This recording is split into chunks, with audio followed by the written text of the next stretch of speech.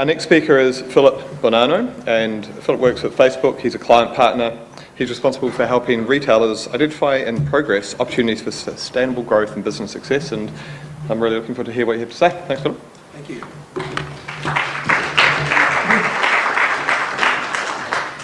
Morning, everyone. How you doing? Did everyone get their buzzword bingo cards filled out on that last video? That was awesome. I love that. How y'all doing today? Everyone good? It's great to be living here in the world's most livable city. The frost is on the pumpkin. Wintertime in Melbourne. Good times. I'm going to talk about the future of digital, and I think the oft-used, maybe overused William Gibson quote that the future is already here, it's just unevenly distributed, is I think probably been shown to be true over the first couple of presentations with some of the great examples of technology and what's going on in digital, and making sure that it's anchored back to consumer truths and great creative ideas. Just a little warm-up on us and kind of how we look at the world. If this will play for me, I know it will. There we go.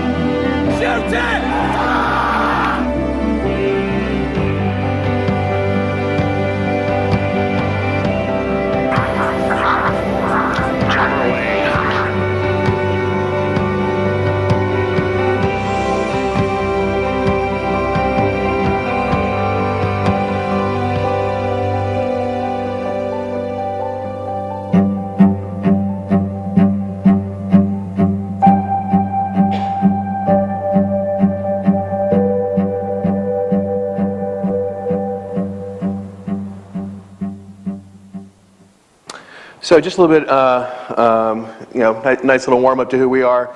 I think what sits at the core of our mission to make the world a more open and connected place is authentic people engaging with authentic people, as crazy as that sounds.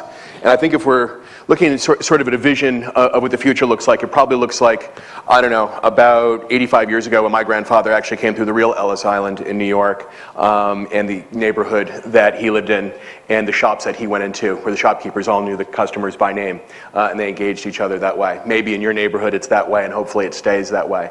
But that ability to personalize marketing at scale is really what we're focused on. And so this notion of social media is all well and good, but from a marketer's perspective, the ability to personalize a message and deliver that at scale absolutely requires great ideas and even better creative, and I'll show you some examples of that. But I think what it requires above all is the highest levels of accountability from a marketing perspective, and that's something that I think we all embrace as a challenge and an industry.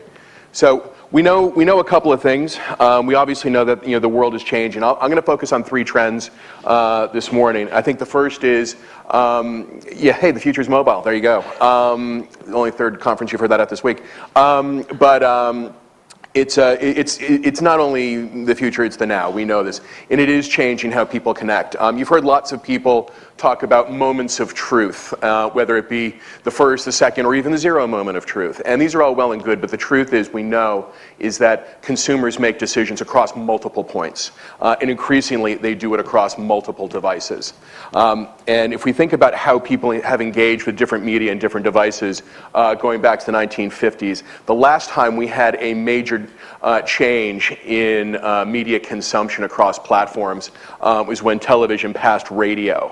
And if you think about how long it took marketers to figure out how to harness the power of television and not just put a static picture of a brand with the same radio voiceover behind it, that took a good 15, 20 years.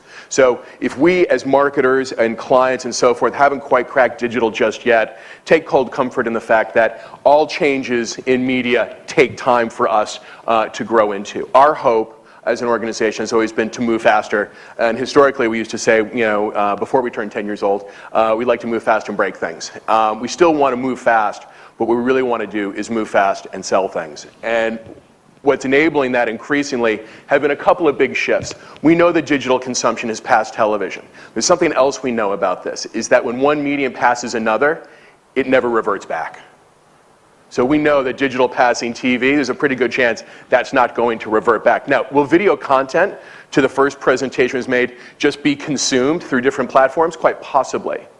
But the engagement on those platforms and the interconnectivity, and it was a great live human example of, does my child want to watch that video on a phone, a tablet, a computer, or some other device, maybe a TV, and other things that haven't been invented yet? Certainly, we know that's true. But how do we know? And how do we connect that? And that's a lot of what we're focused on as a business. That's not working. So if we think about it, the path to purchase is increasingly complex. And I spend a lot of time trying to figure this out with my retail clients. How are customers making their decisions? Where and when are they making the decisions? And what are not the one, but the multiple trigger points that are enabling a visit to a site, a store, a purchase? And what we know is that 2/3 of shopping starts on one device and continues on another. And that's why we consider ourselves the world's largest discovery engine. 1.28 billion people globally on our platform every month. 70% of the Australian internet population on our platform nearly every day. So we know from the second point of view is that prime time is all the time. And that is incredibly true on our platform. And just to give you some stats, and these are pretty updated, what we know is we're getting nearly 10 million people every day in Australia, and over 80% of those are on mobile.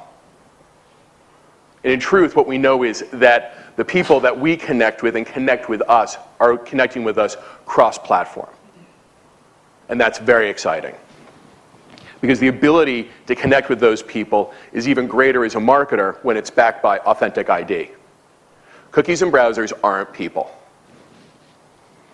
So when we think about media consumption in Australia, I showed you sort of a broad global view of transitions from a media consumption perspective. This is here in Australia, and this is 2013 data. And what we can tell you today is Facebook as a media, as a channel, represents 12% of Australians' media consumption for that 70% of the population on our platform. Okay, so if you think about it in that context, it is a channel. And we know it's one part of the mix, but there's some things that we're doing that we want to become an even bigger part of your mix. And one of those big things is to work with you to make marketing personal again. So if we think about how mass media sort of evolved, this is going back to the 1960s, this is kind of what it looked like, one to many. Increasingly what we find is that newsfeed is your personalized newspaper. And lots of sources vying to be at the top of your newsfeed, and I'm sure in Q&A we can get into that. But what this is enabling for us as marketers is to be more accountable and to be more efficient in how we connect with these people. And that's the first step to personalized marketing, is getting personal. And our three targeting lenses that we use is what enables us, enables our marketing partners to pinpoint and realize who I'm talking to, what they care about, what matters to them in the world, and as it relates to the brand. I want to share one example, and this just won a Studio Edge Award with us, and I just think it's a great example of personalized marketing and things that we're just really scratching the surface of what we can do on our platform.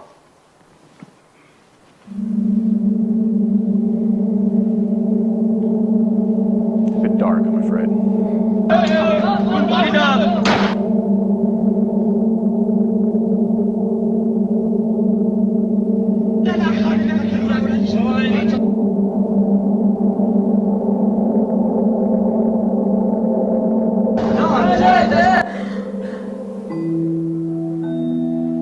At Amnesty International, we wanted to bring these daily atrocities home to the people with the power and freedom to change the world. New Zealand was recently named the freest country in the world. We had to find a way to make everyone living here understand how lucky they truly are. So we built software that could analyze your entire Facebook history, to show what global punishments your current lifestyle would receive. Trial by Timeline analysed Facebook profiles to an unprecedented level. It looked at who you were friends with. It looked at everything you'd ever liked, posted or written. It studied your personal profile, your age, nationality, marital status, sexual preferences, and your religious and political views. Trial by Timeline took everything you had ever said or done and sentenced you to hundreds of global punishments.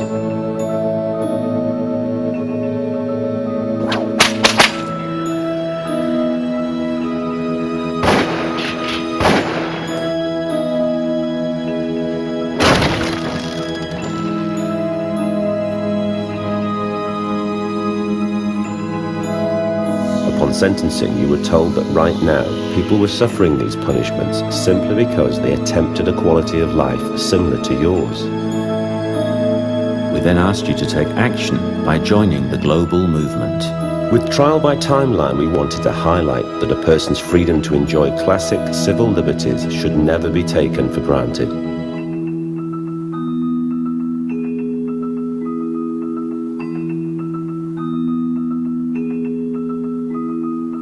After all, the abundance of freedom on planet Earth is limited only by the free.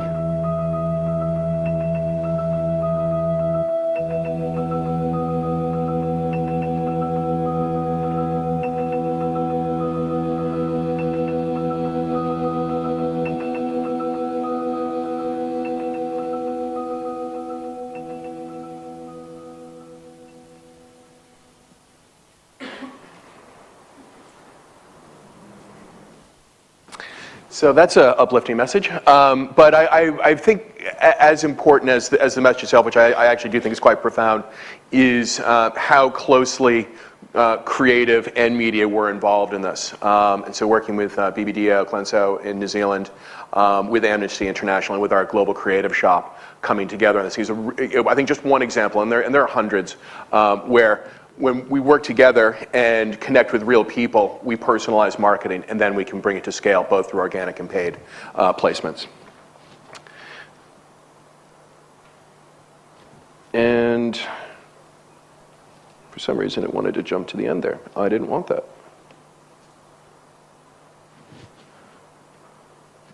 Cool, so last trend.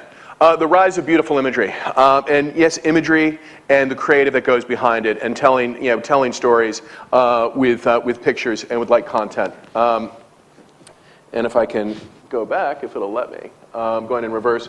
I think this is so much that we've learned from and shared with our sister company Instagram around the power of beautiful imagery and storytelling, and what that does from an engagement perspective and an action perspective. And indeed, I think many of the enhancements that we're making to Newsfeed that you'll continue to see will drive this in the future.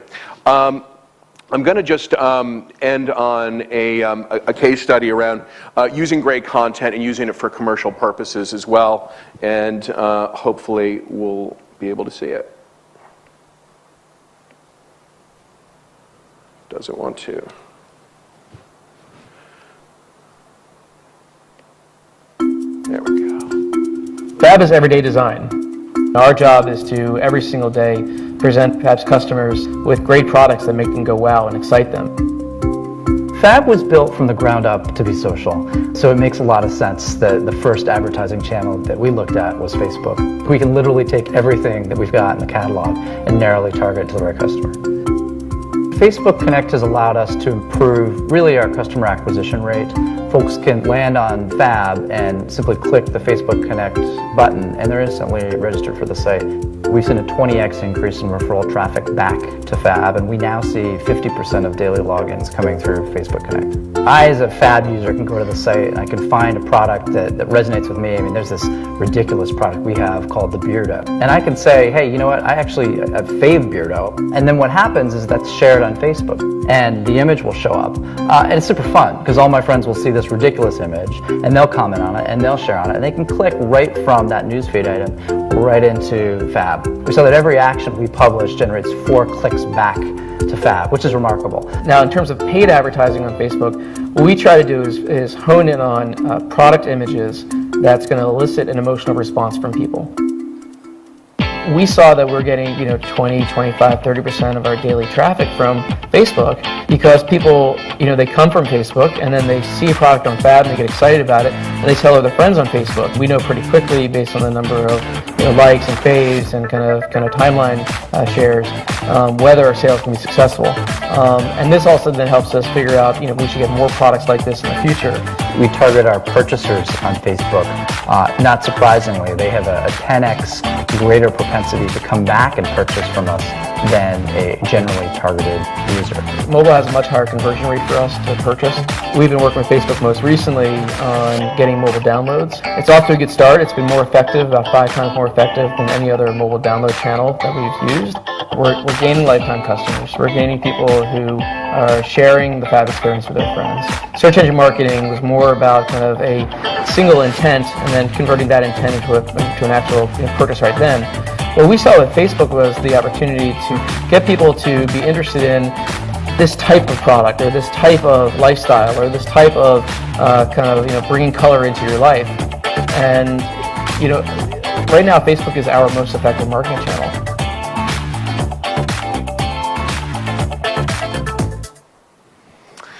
So folks, those are my prepared comments, and I think we're going to have a little bit of time at Q&A. So I thank you very much for your time. Thank you.